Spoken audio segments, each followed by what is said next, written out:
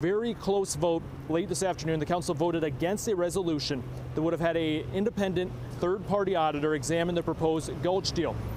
The mayor's plan for the Gulch is a $1.75 billion development deal offering substantial tax breaks to a real estate company out of California. The plan calls for that massive hole in the ground by Mercedes-Benz Stadium to be turned into businesses, office space, and housing. Several citizens spoke at today's council meeting saying the Gulch deal is not in the best interest of the city. 6 council members voted for it, 5 voted against it. 4 were not present or did not vote today.